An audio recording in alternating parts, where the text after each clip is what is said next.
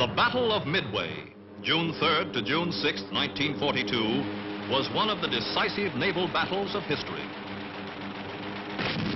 The engagement was decided entirely by air power, with no surface gun action.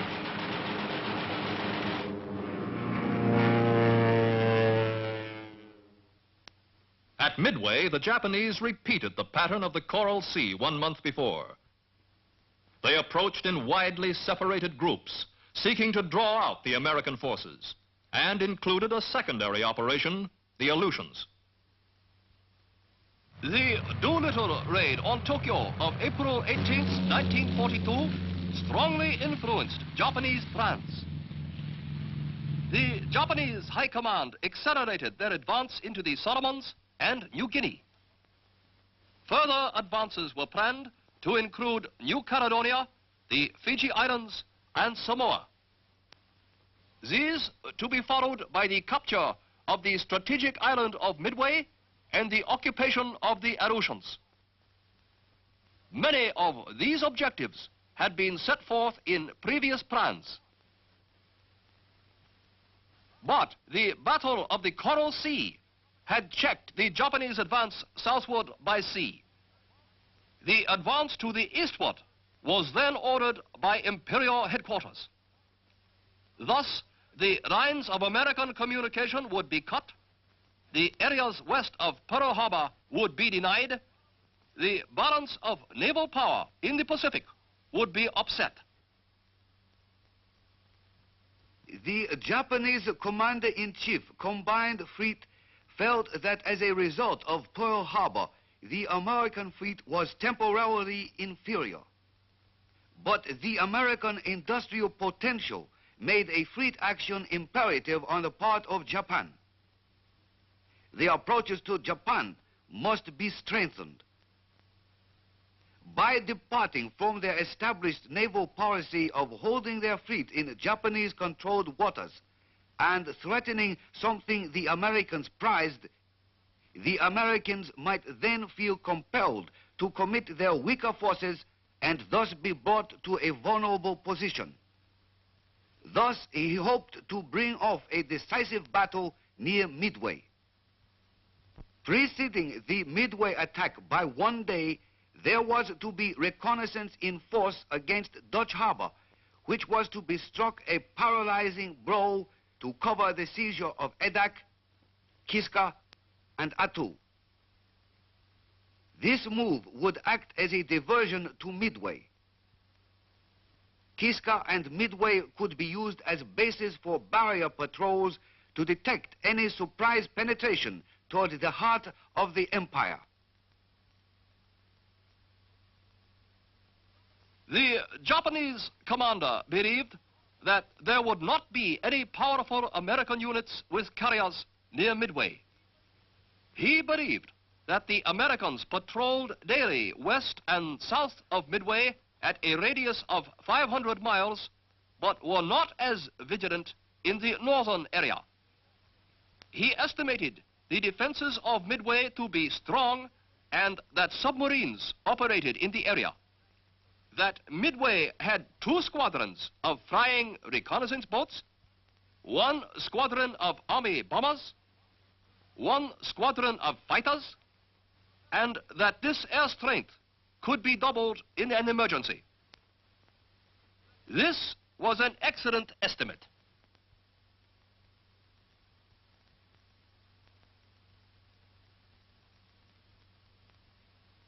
Here is the Japanese commander's estimate of the American surface units in the Hawaiian area.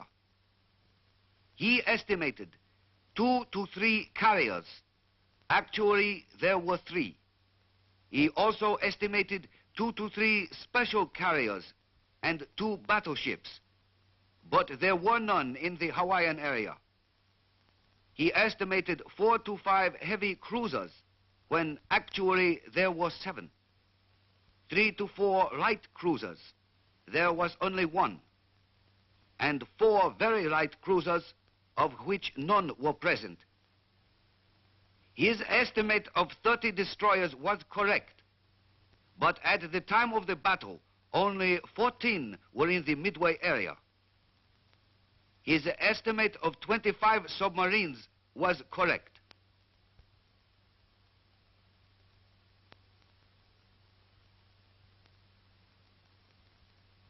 The Japanese commander of the Aleutian forces believed that at Dutch Harbor there were considerable military installations and patrol craft, but he felt it could be captured easily.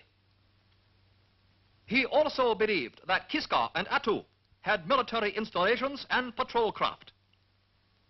He estimated that normally there were 20 patrol planes and 10 fighters at Dutch Harbor, that 2 squadrons of patrol planes were in Kodiak and 1 squadron at Sitka. This was a fair estimate, but his failure to learn of the newly constructed Army airfield at Fort Glenn on Umnak Island had an adverse effect on the conduct of his operations. All the Japanese fleets, including the naval air fleets, but excepting the China Seas Fleet, were under the command of the Commander-in-Chief Combined Fleet, Admiral Isoroku Yamamoto. For the Midway operation, the Combined Fleet was organized into 6 coordinate task forces: Mobile Force, Main Force, Midway Occupation Force, Northern Force, Base Air Force, and the Submarine Force. The strength of these task forces was as follows. The Mobile Force consisted of 4 first-line carriers: the Kaga, Akagi, Soryu, and Hiryu, carrying a total of 234 aircraft. These were screened by 2 battleships, the Haruna and Kirishima. These ships possessed high speed and light armor. 2 heavy cruisers, the Tone and the Chikuma. 1 light cruiser, the Nagara, and 12 destroyers. The force was self-supporting and accompanied by its own supply ships. This powerful offensive weapon was designed to meet any American threat. But in spite of the lesson of the Coral Sea, the Japanese did not feel the need of more ships for anti-aircraft fire. The main force was composed of 1 aircraft carrier, the Zuiho, 7 battleships, the Nagato, the Mutsu, the Ise, the 65,000-ton Yamato, the Hyuga, the Fuso, and the Yamashiro. 3 light cruisers, the Kitagami, the Oi, and the Sendai. 15 destroyers, and 4 supply ships. This powerful surface force should have been able to defeat the Americans if it had moved against them. The Midway occupation force consisted of 5 groups. The 2nd Fleet Group, 2 battleships, the Kongo and the Hiei. 4 heavy cruisers, the Atago, Chokai, Haguro, and Miyoko. 1 light cruiser, the Yuri, 7 destroyers, and 3 supply ships. The transport group totaled 13 transports and supply ships, and a close screen with the light cruiser Jinsu, 11 destroyers, and 3 patrol boats. The close support group, 4 heavy cruisers, the Kumano, Suzuya, Mogami, and Mikuma, screened by 4 destroyers. The seaplane tender group and the minesweeper group. The northern force, designed to capture certain Aleutian islands, was composed of 3 groups. The 2nd Mobile Task Group, the carrier Ryujo and the carrier Junyo. 2 heavy cruisers, the Takao and the Maya. 3 destroyers and an oiler. the Kiska occupation group. 2 light cruisers, the Kiso and the Tama. 5 destroyers. 2 auxiliary cruisers. 2 transports. 3 gunboats. And 8 subchasers. The Adak Atu occupation group. A light cruiser, the Abukuma. 5 destroyers. A transport. A mine rayer. And 1 auxiliary seaplane carrier. The Japanese forces proceeded toward their destination more or less independently. The Mobile force left Hiroshima Bay May 26. At a point 450 miles southeast of Tokyo, it rendezvoused with its supply units.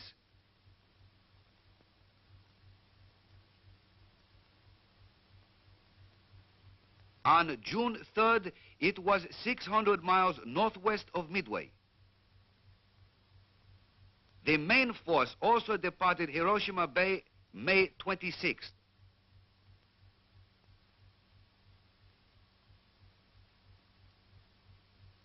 On June 3rd, the main force divided into 2 groups. The main group and the Aleutian support group, which headed toward the Aleutians. The Midway occupation force left Japanese waters in widely separated groups. The mine sweeper group departed Saipan May 25th for Midway via Wake Island.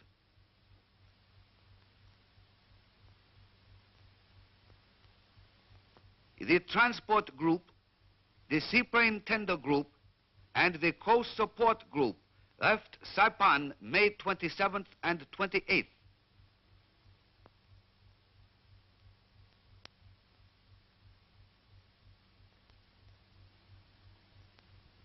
The Second Fleet Group left Japan May 28th.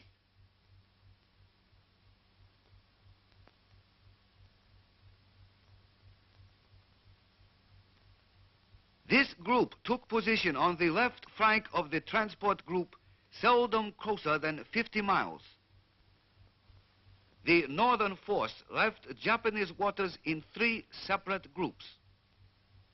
The Second Mobile Task Group left Honshu Bay May 25th and headed for a point 400 miles from Dutch Harbor.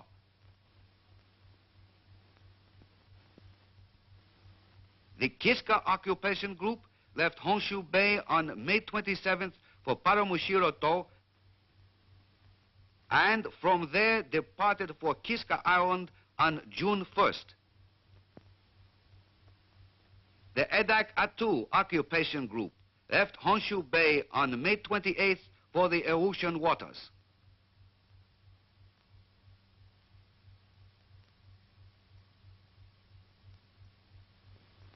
These were the positions of the Japanese forces at 0900 June 3rd. These were the American forces in that area at that time. Throughout this film, the movements of the Japanese forces will be shown in black, the American forces in white. The broad Japanese plan for the Midway operation appears sound, but the wide deployment of the principal forces does not appear sound. The main force could not support the mobile or the occupation force unless they retired upon the main force, which was 600 miles to the westward of the mobile force and an equal distance to the northwestward of the occupation force. The deployment of the northern force was well planned. The raid on Dutch Harbor did succeed in furnishing a diversion from Midway.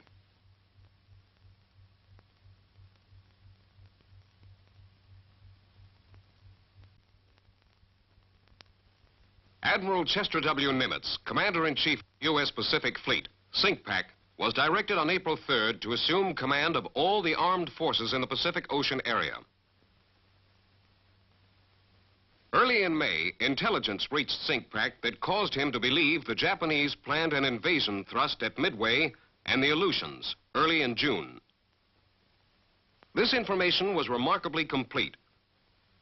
SINCPAC not only considered that he knew of the projected operations, but also he had quite comprehensive information of the strength of Japanese forces involved, their general direction of approach, and the approximate date on which each phase of the operation was to be launched. From this information, SINCPAC was able to make this estimate of the Japanese combatant ships to be used in the Midway action. Let us compare this estimate with the number of Japanese ships that were actually present.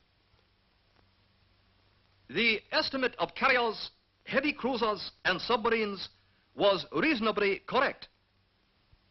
But his estimate of the number of Japanese battleships, light cruisers, and destroyers was seriously in error.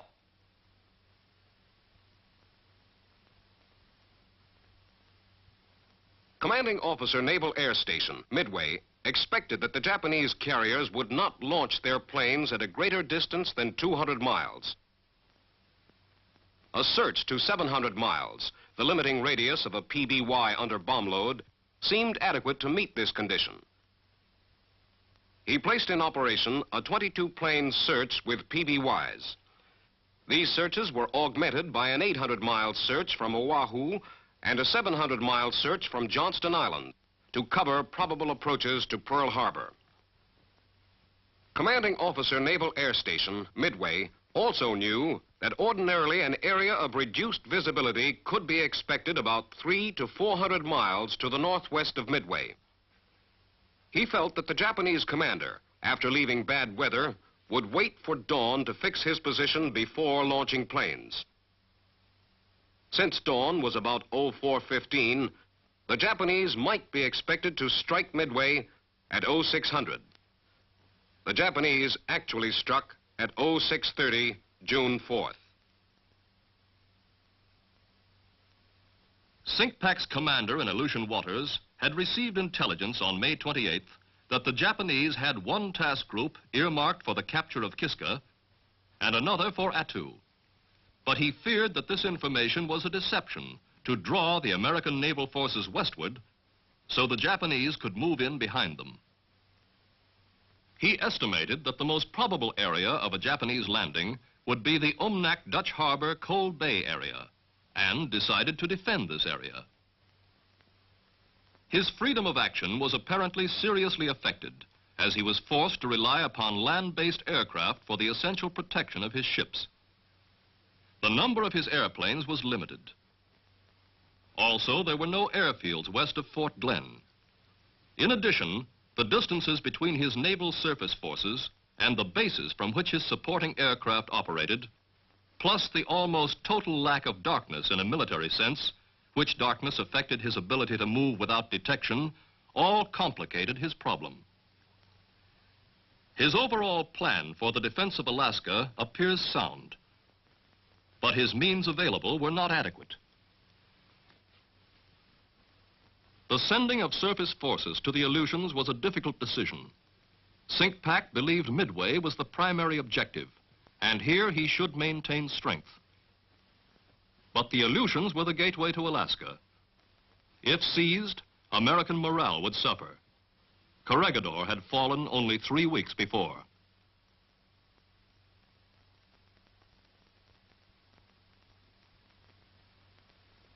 On May 12th, Commander-in-Chief U.S. Fleet, Cominch, and Chief of Staff, U.S. Army, informed all subordinates that area boundaries should in no way restrict operations aiding the common cause. This avoided the boundary restraint of the Coral Sea action. On May 14th, a state of fleet-opposed invasion in the Hawaiian coastal and sea frontiers was declared. The principal responsibility to oppose the invasion was given to the Navy, with unity of command in SINCPAC. On May 21st, Cominch declared a prospective state of fleet-opposed invasion in the Aleutians. At the same time, SINCPAC formed Task Force 8, the Northern Pacific Force, under command of Rear Admiral Robert A. Theobald, U.S. Navy, to oppose advance of the enemy in the Aleutian-Alaskan area. Commander Task Force 8 designated the Naval Air Detachment, Alaskan Aleutian Area, as Task Group 8.1 under command of Captain L.E. Garys, U.S. Navy, and the 11th Air Force as the Air Striking Group, Task Group 8.3 under the command of Brigadier General S.B. Butler, U.S. Army. This was not in accordance with the Joint Chiefs of Staff directive that, in order to obtain unified air operations, Commander Alaskan Army Air was to command all Army and Navy air groups in Alaska. By this division of command, unity of command of all air forces in Alaska ceased to exist. Task Force 1, composed of the old battleships, was located at San Francisco. It took no active part in the battle. Commander Task Force 11, Rear Admiral Aubrey Fitch in the Chester, was anchored at San Diego June 3rd, arriving from Tonga-Taboo June 1st. Task Group 11.1, the carrier Saratoga, the cruiser San Diego, and 4 destroyers were en route toward Pearl Harbor, commanded by Captain D.C. Ramsey, U.S. Navy, in the carrier Saratoga. Task Force 7, the submarine force, was divided into Task Group 7.1, the Midway patrol of 12 submarines. Task Group 7.2, the support patrol of 3 submarines. Task Group 7.3, the Oahu patrol of 4 submarines. Commander Task Force 7 was Rear Admiral Robert H. English, U.S. Navy. He stationed his submarines as indicated because SINCPAC's intelligence pointed to a Japanese attack through the northwest quadrant. Task Force 16, under the command of Rear Admiral Raymond A. Spruance, had been recently recalled to Pearl Harbor from the South Pacific area.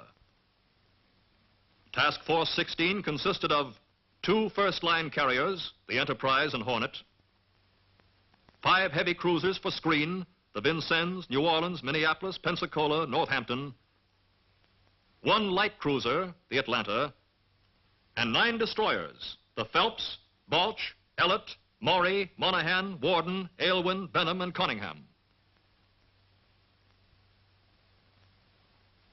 Task Force 17, under the command of Rear Admiral Frank Jack Fletcher, with the carrier Yorktown damaged in the Battle of the Coral Sea, arrived in Pearl Harbor May 27th.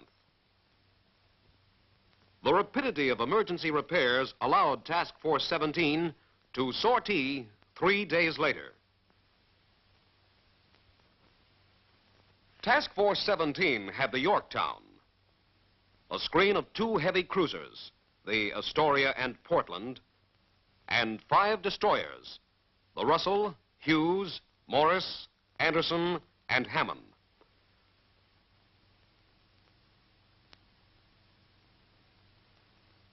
Task Force 16 sortied from Pearl Harbor May 28th. Task Force 17 sortied May 30th.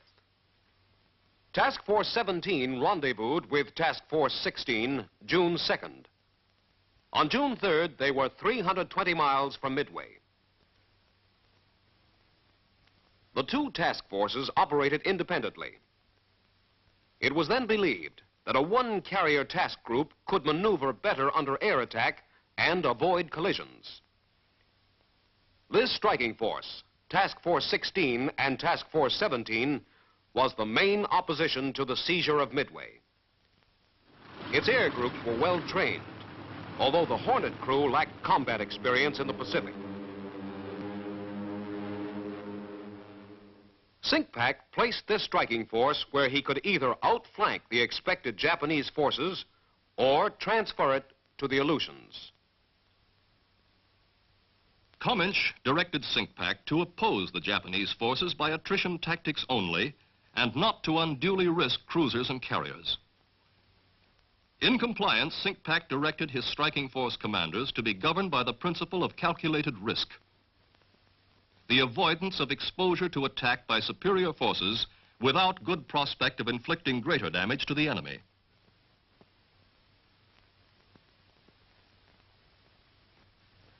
This completes the background for the actions at Midway and in the Aleutians.